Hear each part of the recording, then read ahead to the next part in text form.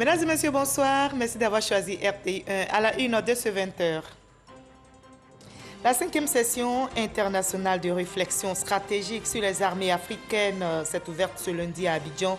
Sous la houlette du ministère d'État, ministère de la Défense, les participants planchent sur le rôle des armées africaines dans la gestion de la sécurité. Un état des lieux sera fait en vue de relever les défis sécuritaires. Les États font face aussi au terrorisme. Les actions de lutte se renforcent. La Côte d'Ivoire a mis en place un plan d'urgence. Il a été lancé ce week-end à Kafolo par le ministre Mamadou Touré. Un fonds de 2 milliards de francs CFA a été créé en vue d'insérer 3 000 jeunes des régions sous menace terroriste. Ils pourront exercer des activités génératrices de revenus. Le directeur général du commerce vient d'effectuer une visite dans plusieurs magasins de distribution de sucre à Abidjan. Objectif, faire le constat d'une pénurie de sucre qui a engendré une hausse de prix à 10 kg de cette denrée. Le ministère du commerce rassure la population sur les actions menées pour résoudre la question. En France, le directeur général de l'assistance publique hôpitaux de Paris rassure aussi le nombre de patients hospitalisés du fait du Covid-19 n'augmente pas trop rapidement. Les conséquences sur l'hôpital de la 5e vague, si elle doit se produire, ne sont pas attendues avant fin décembre ou en janvier. Soyez la bienvenue sur RTI1. Le Premier ministre Patrick Achi est arrivé aujourd'hui à Dubaï où il prendra part à toute la semaine à l'exposition mondiale 2020. Ce rendez-vous qui rassemble l'intelligentsia mondiale sera l'occasion de vendre la destination Côte d'Ivoire aux potentiels investisseurs. Nous retrouvons maintenant notre envoyé spécial Alexis Ouedraogo en direct sur le site de l'exposition. Voilà, Alexis, bonsoir. Si vous nous recevez, dites-nous, la Côte d'Ivoire est bien présente à Expo à Dubaï. Bonsoir Marie-Laure Goran, nous sommes présentement à Dubaï, dans les Émirats Arabes Unis, où se tient depuis le début du mois d'octobre, et ce jusqu'en mars 2022, l'Expo Dubaï 2020. Ce rendez-vous mondial qui cristallise l'attention se tient autour du thème « Connecter les esprits, construire le futur ». C'est une sorte de grande vitrine qui permet aux pays de présenter leur innovation et autres avancées technologiques. Près de 25 millions de participants sont attendus pour cette édition en provenance de 192 pays, dont bien sûr la Côte d'Ivoire. Le Premier ministre Patrick Achi est arrivé ce lundi en début de matinée à la tête d'une forte délégation. La Côte d'Ivoire entend lever près de 1 000 milliards de dollars d'investissement tout le long de ce rendez-vous qui tiendra sur cette semaine. Le pavillon ivoirien, lui, se refait une petite beauté ce soir en perspective des 2 grosses journées qui l'attendent. La RTI, elle est bien représentée et se fera fort de vous faire des comptes rendus fidèles tout le long de cette semaine. Voilà, merci Alexis Ouedraogo. Alexis, que nous retrouverons également dans nos prochaines éditions pour le point de cette expo à Dubaï, à laquelle participe notre pays. Loin de Dubaï, Abidjan abrite en ce moment une rencontre sur les armées africaines sous la houlette du ministère d'État, ministère de la Défense. Et c'est la 5e session internationale de réflexion stratégique. Les participants planchent sur le rôle des armées africaines dans la gestion de la sécurité de leur pays. Un état des lieux sera fait en vue de relever les défis de la sécurité, nous rapporte Abou Sanogo. En quoi les armées africaines contribuent-elles à la sécurité intérieure de leurs États respectifs? Autrement dit, quel est l'enjeu pour les États africains de confier des missions de sécurité intérieure à leurs armées? À quelle logique répond la nécessité pour les armées africaines de prendre part aux missions de sécurité intérieure dans leurs propres États? Des problématiques au centre de la 5e édition de la session internationale de réflexion stratégique, cadre d'analyse et de renforcement des capacités des hauts responsables de l'administration, du secteur privé et des forces armées africaines en matière de réflexion stratégique. Une initiative de l'Institut d'études stratégiques et de défense, du ministère d'État, ministère de la Défense qui vise à faire un état des lieux du rôle des armées africaines dans la gestion de la sécurité intérieure de leur pays. Nous avons initié cette réflexion-là pour savoir si dans un contexte où les armées sont davantage sollicitées dans des missions de sécurité intérieure face aux menaces qui sont de plus en plus grandissantes, hybrides, comme le terrorisme, la piraterie maritime, si on doit continuer à assigner toujours ces missions de sécurité intérieure aux armées. Cette 5e édition bénéficie de l'appui financier de la République de France. Le développement, en effet, est la finalité de tout ce que nous faisons. Fournir de l'éducation, fournir des soins, fournir de l'eau, fournir des infrastructures aux populations. Les armées sont un outil au service de cette finalité. La session ouverte par le ministre d'État, ministre de la Défense Ténébiré Ouattara, a pour thème principal Armée africaine et sécurité intérieure, état des lieux et enjeux pour le développement. Ce thème, j'en suis persuadé, permettra aux acteurs d'origines géographiques différentes et de domaines de compétences variés de confronter leur point de vue sur le rôle de nos armées dans la gestion de la sécurité à l'intérieur de nos pays respectifs dans un contexte marqué par le terrorisme. Ce sont au total 70 auditeurs, dont 30 nationaux et 40 internationaux originaires de 25 pays d'Afrique et d'Europe et 4 organisations régionales qui prennent part à la 5e édition de la session internationale de recherche stratégique. Les États font face aussi au terrorisme, les actions de lutte se renforcent et c'est le cas en Côte d'Ivoire qui a mis en place un plan d'urgence. Il a été lancé ce week-end à Kafolo par le ministre Mamadou Touré. L'accent est mis sur l'insertion socio-professionnelle des jeunes pour barrer la route à toute tentation. Un fonds de 2 milliards de francs CFA a justement été créé pour insérer 3 000 jeunes des régions sous menace terroriste. Léon Bro. Kafolo, département de Kong, région du Tchologo. Les populations encore méfiantes malgré le retour au calme depuis l'attaque terroriste de mars dernier. C'est que les menaces planent toujours et l'activité agricole ou artisanale peine à nourrir son homme. Il y a le temps, il n'y a pas beaucoup de travail. Il y a le temps aussi, il y a un peu. Ça me permet de vivre un peu, mais c'est pas trop quoi. Cette année, j'ai gagné 1 tonne. Ça ne nous permet pas de vivre avec nos familles. En dépit de ces difficultés, pas question de basculer dans le terrorisme, confient les jeunes à leur tutelle. Leurs attentes, relancer leurs activités, développer des micro-projets pour améliorer leurs revenus. Mais où trouver le financement? En réponse, le ministre de la Jeunesse annonce un fonds de 2 milliards de francs CFA pour appuyer en urgence 3 000 jeunes. Nous sommes très contents pour le projet que le ministre vient de nous informer.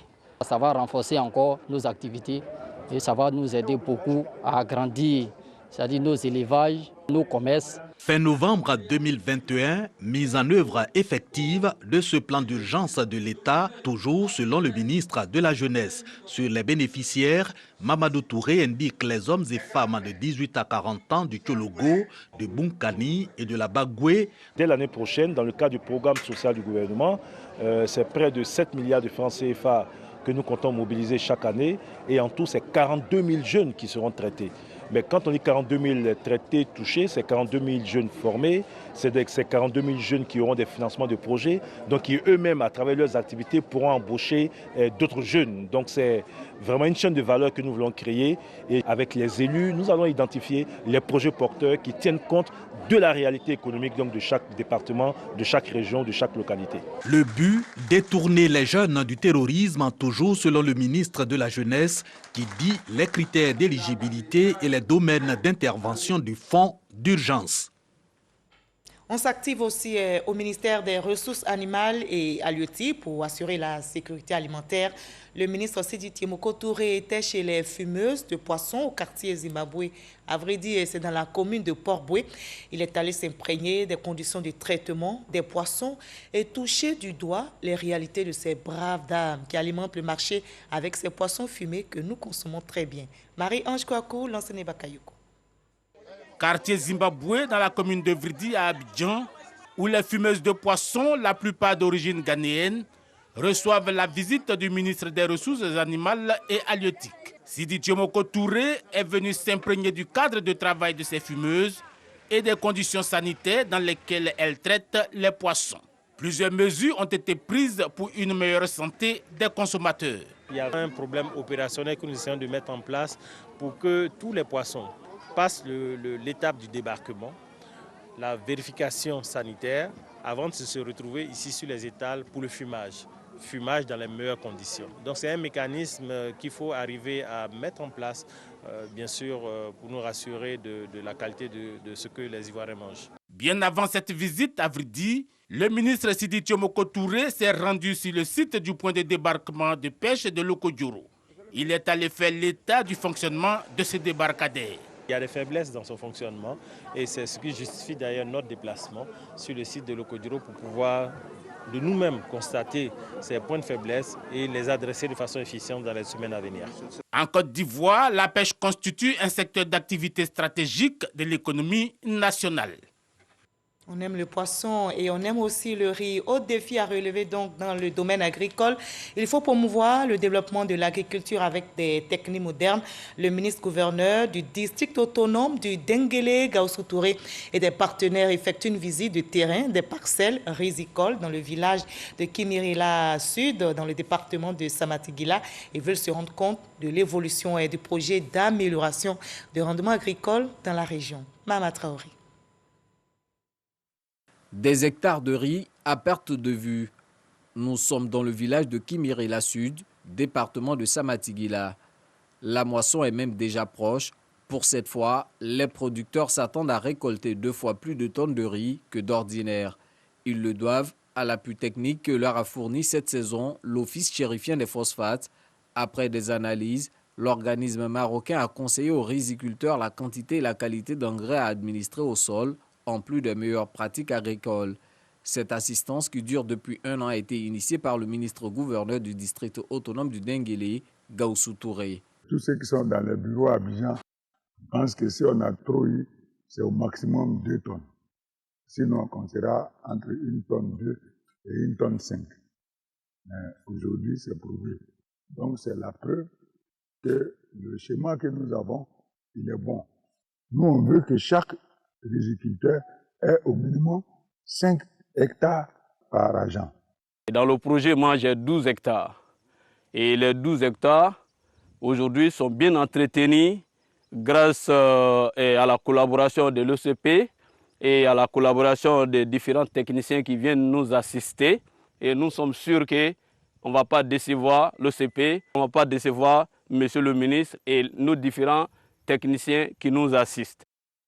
Après les champs, Gaoussou Touré s'est rendu dans les locaux de l'usine qui transformera le riz local cultivé dans le district autonome du Denguélé. Le produit fini qui sortira de cette unité de transformation sera distribué sous le label Miadi. Le ministre d'État, Kobena Kwasi Adjoumani, et le président du FIDA, Fonds international pour le développement de l'agriculture, présents en Côte d'Ivoire depuis hier, sont aussi sur le terrain. Ils étaient à Amanikro aujourd'hui même pour toucher du doigt les réalités des petits planteurs de cacao. Amanikro est situé à une dizaine de kilomètres de Divo, environ 200 kilomètres au nord d'Abidjan, la capitale économique ivoirienne. Le président du FIDA et le ministre d'État, ministre de l'Agriculture et du Développement rural, ont suivi le processus de cueillette et décabossage des cabosses de cacao. Le directeur général du commerce rassure les populations sur le problème du prix du sucre qui a augmenté sur le marché. Il vient de sillonner justement plusieurs espaces de vente. La hausse du prix du sucre s'explique par la pénurie de cette denrée, mais le ministère du Commerce rassure les ménages sur les actions menées pour résoudre rapidement cette question. Marie-Ange Kouakou, Didier Nguessan. Le directeur général du commerce en séance de travail avec les 2 grands distributeurs de sucre en Côte d'Ivoire. Une séance qui fait suite à une inflation sur le prix du sucre à Abidjan et dans certaines villes du pays. Il était bon que nous puissions profiter de l'occasion pour lancer un message. Un message pour dire à la population de garder patience. Dans 10 jours, l'ensemble du circuit de distribution sera massivement approvisionné et nous ne connaîtrons plus, je dirais, de rupture de stock. Après avoir sillonné plusieurs magasins et grandes surfaces de la commune d'Abidjan, le directeur général a remarqué qu'il y a une insuffisance d'approvisionnement, mais les prix de gros n'ont pas changé. Ils oscillent entre 720 et 750 francs CFA le kilogramme, soit une différence de 50 à 80 francs CFA le kilogramme. Des mesures seront prises par le ministère du Commerce. D'où vient que certains acteurs s'adonnent à pratiquer des prix au-delà de 1000 francs et plus sur le marché sur le kilo de sucre, qui s'attendent bientôt à recevoir, je dirais, de fortes sanctions pour ce type de pratiques. Et nous comptons sur la presse pour véhiculer ce message, pour appeler les consommateurs à saisir systématiquement notre administration dès qu'ils constateront qu'ils sont, je dirais, victimes d'abus de la part de certains commerçants. Les deux sociétés de production de sucre en Côte d'Ivoire couvrent à ce jour 83% du besoin national estimé à 240 000 tonnes. L'objectif visé est de faire en sorte que d'ici à 2030, ces unités permettent au pays d'être autosuffisant en sucre. Et sur le front sanitaire, la sensibilisation contre le diabète et l'hypertension s'intensifie. Ce week-end, l'association Obésité, Diabète de Côte d'Ivoire a initié une grande marche suivie de dépistage contre le diabète et l'hypertension. C'était dans la commune de Cocody. Cette action s'inscrit bien sûr dans le cadre de la célébration de la Journée mondiale de lutte contre le diabète. Astou Touré Dagnogo. La célébration de la Journée mondiale du diabète se poursuit dans le village d'Erimakouguié, porte d'entrée d'Aboville dans la Niébitiassa. Dans ce village, l'heure est au dépistage contre le diabète, la vérification de la tension suivie de conseils diététiques. Aujourd'hui, nous sommes invités à venir nous faire dépister. Plus l'âge est avancé, plus il faut se surveiller. Nous avons reçu des conseils avec ce qui a été prélevé sur moi. Apparemment, ça va, mais il faut surveiller son alimentation. Occasion pour les patients déjà déclarés diabétiques et autres perdus de vue de faire une mise à jour. Je suis tombée malade. Là, je suis allée à l'hôpital, on dit j'ai un diabète. C'est ça, on m'a donné un piqûre là. J'ai suivi ça pendant 6 mois comme ça. Et puis, on dit de ne pas manger les choses, mais des fois, je mange les choses là. Et ça, j'ai tombé ça encore. Maintenant, je vais suivre ça. Cette initiative de l'ONG Médecins et Paramédicales pour la lutte contre le diabète, ses complications et les maladies métaboliques s'inscrit dans le cadre de la célébration officielle de la Journée mondiale du diabète. Cette année, notre thème, c'est l'accès aux soins pour le traitement du diabète. Donc nous voulons vraiment attirer l'attention des autorités sur le problème qui concerne le traitement diabétique. Donc nous lançons vraiment cet appel pour qu'il y ait vraiment une prise en charge du diabète afin de faciliter l'accès aux soins. Environ 100 de personnes ont été dépistées. Voilà, ce lundi également, la lutte s'intensifie contre la pandémie de Covid-19 dans notre pays.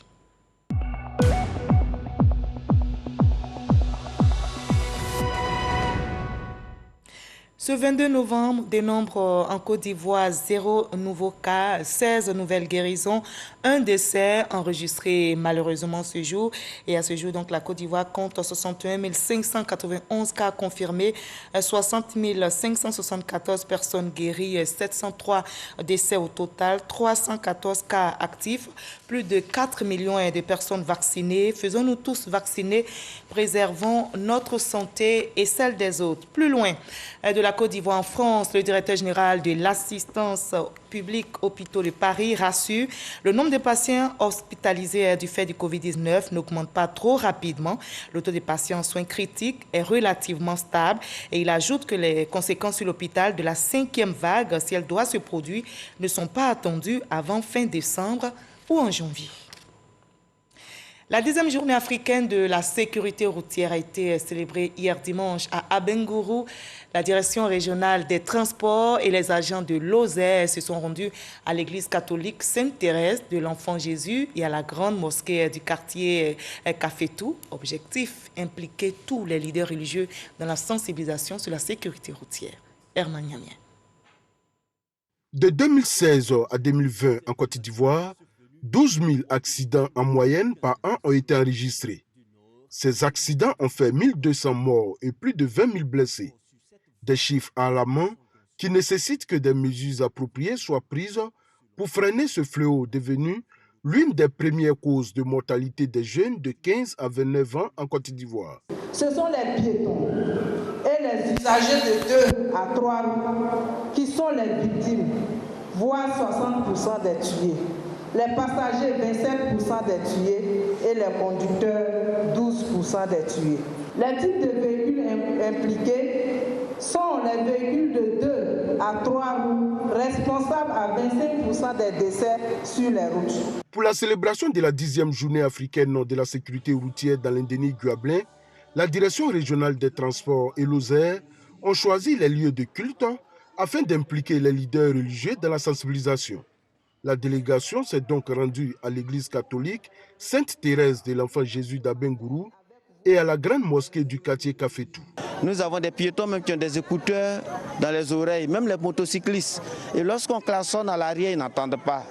Et après, c'est pour accuser les autres. Donc souvent, nous sommes responsables de ce qui nous arrive.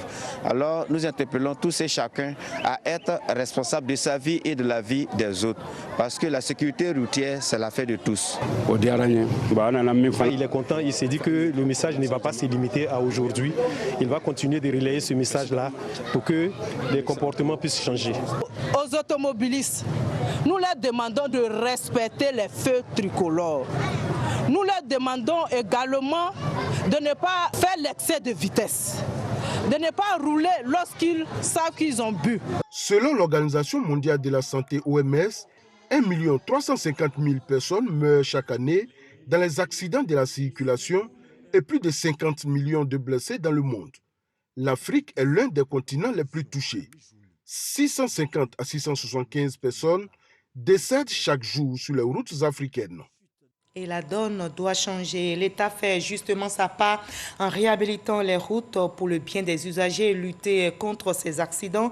C'est désormais un acquis. Les travaux de renforcement de la côtière qui devraient s'arrêter à Grand-Bérébi vont se prolonger jusqu'à Tabou. L'information a été donnée aux populations du Guibétois par le maire Julien Clébé. C'était au cours d'une session du conseil municipal. Sam Kona. Les travaux de renforcement de la route côtière arrive bel et bien à Tabou. L'axe Grand-Bérébi-Tabou a été finalement pris en compte, alors qu'initialement les travaux devraient s'arrêter à Grand-Bérébi. Une information qui réjouit toute la population du Guibétois.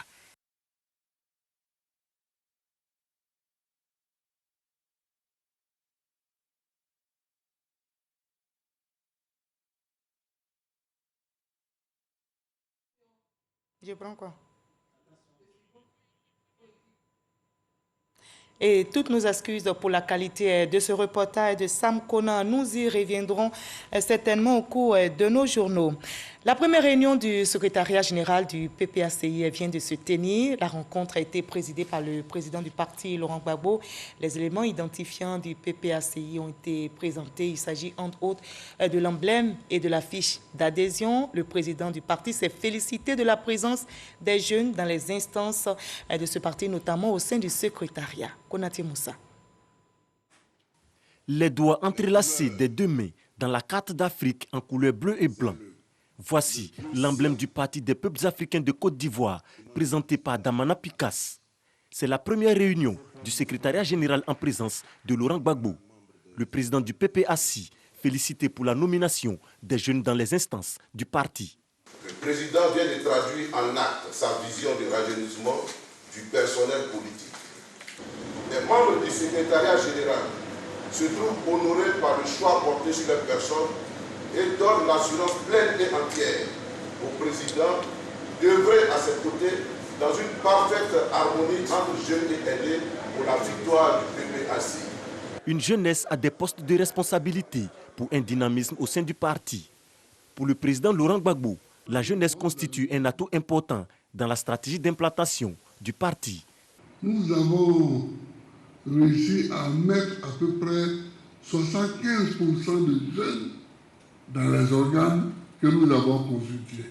Vous les jeunes à qui on fait la place, il ne faut pas penser que occuper un poste, c'est la fin de tout. Ah non, occuper un poste, c'est le commencement.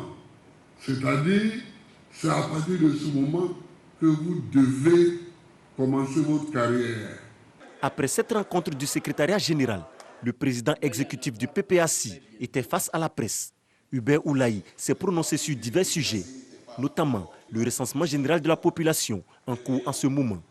Le PPACI profitera de la présente tribune pour alerter les organisations partenaires du RGPH et pour lancer un appel pressant au gouvernement de bien vouloir prendre les dispositions nécessaires afin que le recensement des populations engagées le 8 novembre 2021 soit véritablement effectif pour toutes les populations vivant sur l'ensemble du territoire.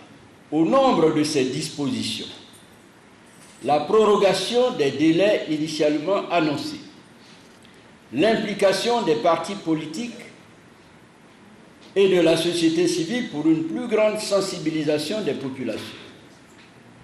Bien sûr, nous continuons d'appeler les populations à se mobiliser pour se faire recenser. Le président exécutif Hubert Oulaï annonce la mise en place des structures de base du PPACI les jours à venir. La première réunion du comité central du parti est prévue d'ici fin janvier 2022. Et toujours sur la scène politique, hier s'est tenue à la 4000 place du Palais de la Culture de Treichville la 8e rentrée politique du mouvement Action 2020, mouvement de soutien au RHDP. Objectif, saluer les actions du président de la République Alassane Ouattara et mobiliser les militants. Astou Touré Danyogo.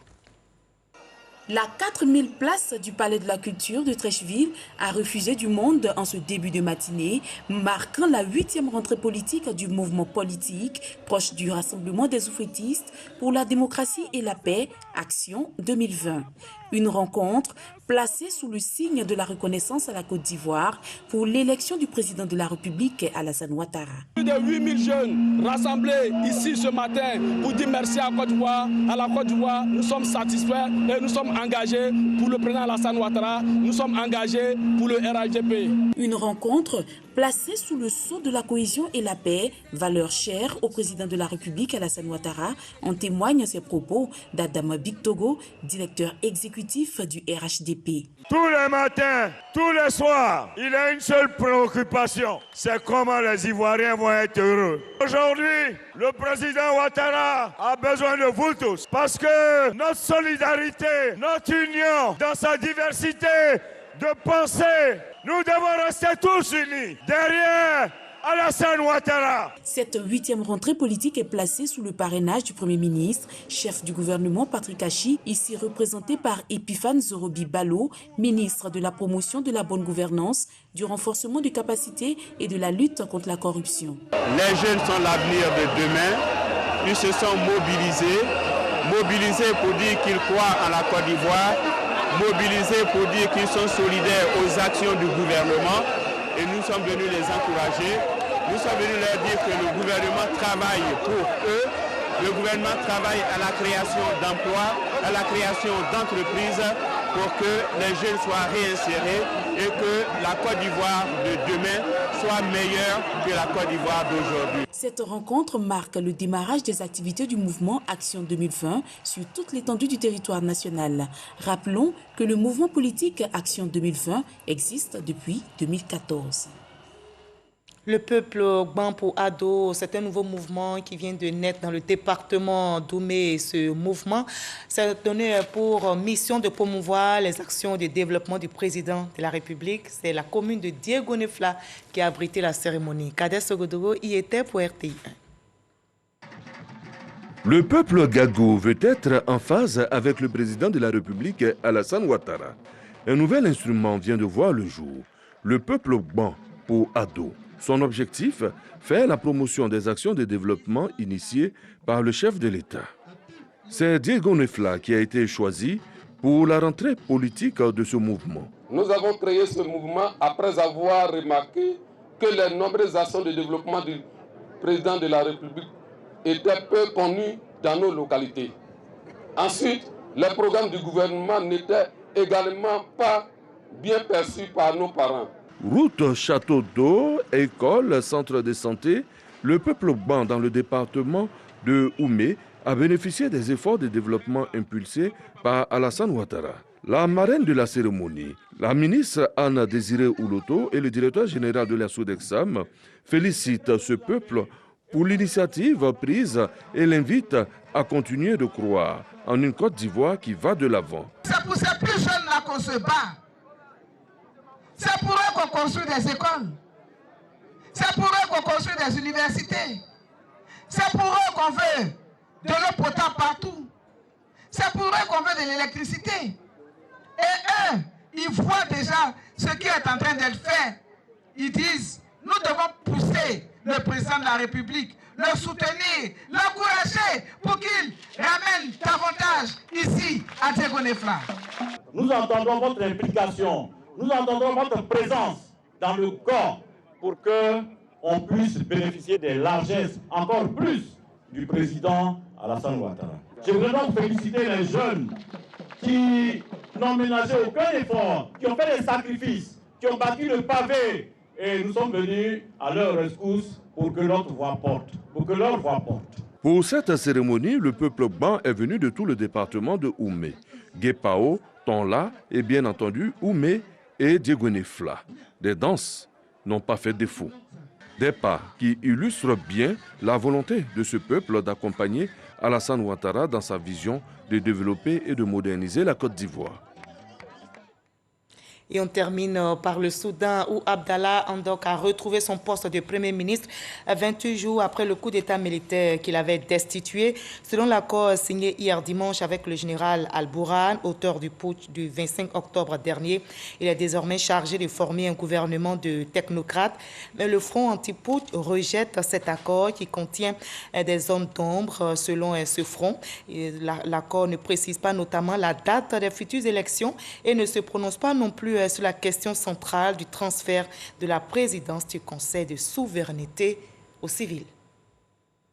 Vous l'avez bien compris, ce journal est terminé. Merci de nous avoir suivis. Je vous retrouve avec le même plaisir demain 20h. On n'oublie pas, prenons soin de nous tous.